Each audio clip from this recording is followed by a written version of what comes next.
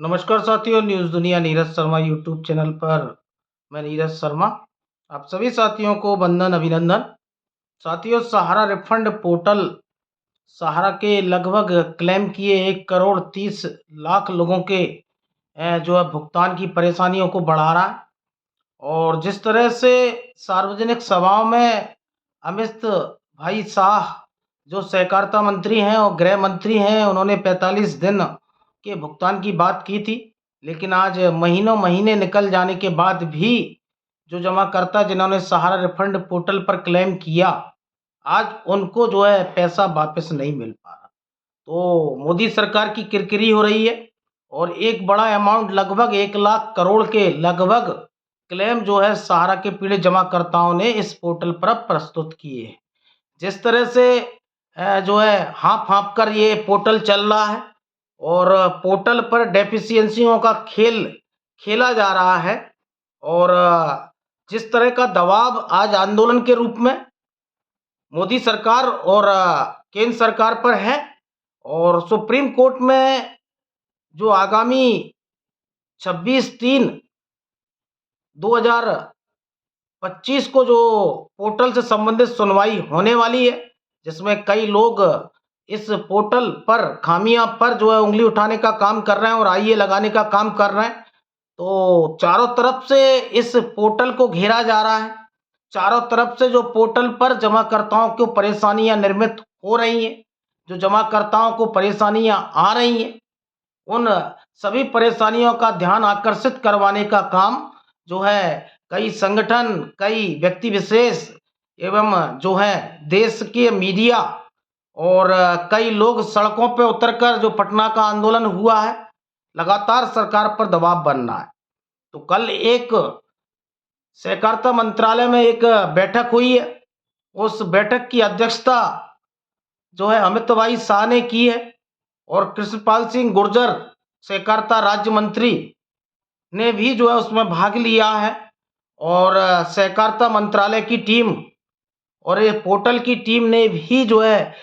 इसमें जो है हिस्सा लिया है और भाग लिया है। तो पोर्टल्स की समीक्षा की जा रही है और निवेशकों को इस समीक्षा के बाद में क्या पोर्टल का सरलीकरण होगा, क्या पोर्टल के माध्यम से केंद्र सरकार के भुगतान देने की मंशा है, इन सभी बिंदुओं पर जो है बात जरूर की जा रही है और मोदी सरकार पर और अमित भाई शाह पर भी दबाव है। जिस तरह से ये मामला लोकसभा में, जिस तरह से ये मामला राज्यसभा में, जिस तरह से ये मामला जो है अब राज्य के कई विधायक जो झारखंड के हैं उन्होंने उठाया है, कई सांसदों ने अमित भाई शाह को व्यक्तिगत रूप से इस पोर्टल की खामियों पर अपना ध्यान आकर्षित करवाया है। तो सरकार को बैकफुट पे आना पड़ा है। सरकार को इस सहारा रिफंड पोर्टल की खामियों को जो है संज्ञान लेना पड़ा है और इस पोर्टल की समीक्षा जो है की जा रही है। अब इस समुद्र मंथन में क्या निकलता है, क्या वो निवेशकों को कुछ अच्छा निकलेगा, क्या निवेशकों के हित में कुछ अच्छा होगा, लेकिन इस पोर्टल निश्चित जो है जमाकर्ताओं को खामियां दे रहा है और इस पोर्टल से 1 या 2% जमाकर्ताओं को ही भुगतान मिल पा रहा है। तो पोर्टल से संबंधित जो है मीटिंग सहकारिता मंत्रालय में हुई है, जिसकी अध्यक्षता अमित भाई शाह और सहकारिता राज्य मंत्री कृष्णपाल गुर्जर जी ने और सहकारिता मंत्रालय की टीम और इस सहारा रिफंड पोर्टल की टीम ने जो है हिस्सा लिया है। और देखिए क्या निकलता है जमाकर्ताओं के हित में, लेकिन जो भी निकले और व्यक्तिगत रूप से सरकार की किरकिरी हो रही है इस पोर्टल के माध्यम से। सरकार जो देना चाहती थी, आज 1.5 साल 2 साल कंप्लीट होने वाले हैं जुलाई में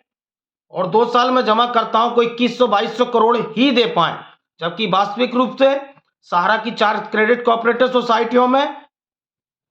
जो है 1,00,000 करोड़ के ऊपर क्लेम पहुंच चुका है और 23 के बाद के जमाकर्ताओं को कैसे भुगतान मिलेगा, MIS के जमाकर्ताओं को भुगतान कैसे मिलेगा, डेथ मैच्योरिटी का कोई विकल्प नहीं है, ज्वाइनिंग पॉइंट पर कोई चर्चा नहीं है। ऐसे कई बिंदु हैं जो आज पोर्टल की खामियों को निरंतर बढ़ा रहे हैं और इसका जवाब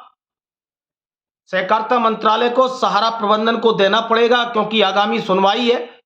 और कई संगठन आईए के माध्यम से इस पोर्टल की खामियों को रखने वाले हैं। तो देखिए आगे क्या निकलता है और पोर्टल से नया कुछ क्या आता है। जुड़े रहें न्यूज़ दुनिया नीरज शर्मा यूट्यूब चैनल के संग में। बहुत बहुत धन्यवाद, आभार।